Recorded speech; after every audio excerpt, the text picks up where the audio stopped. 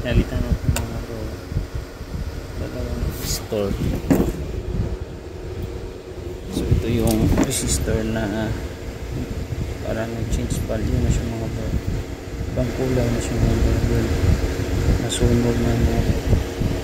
So ito yung pinalitan natin mga bro. So malaki siya mga bro, so 1 watt. So okay lang ito mga bro. So meron na yung 220 volts. So ilagay natin sa AC. So ito na siya mga bro.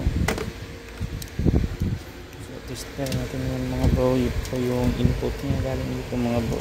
Mga bro, yan yung mga bro, meron na siyang 220 volts AC. So testing natin mga bro kung gagana siya mga bro. Switch on. Yun. Tignan natin yung output niya mga bro. Meron ba siyang 220 volts. Ito yun. Yun. So nagkaroon na siya ng 220 volts. So ang output niya mga bro, yung isang mga bro is 110. So tignan natin yung 110.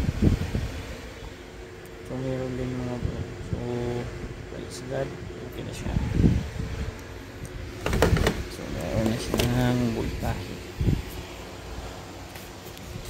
I-off natin mga bro para testing natin mga bro yung kanyang stabilizer kung gumagalaw ba nga bro.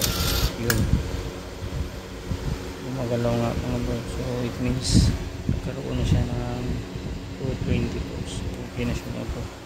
Wala pala itong output voltage. So okay na siya mga bro.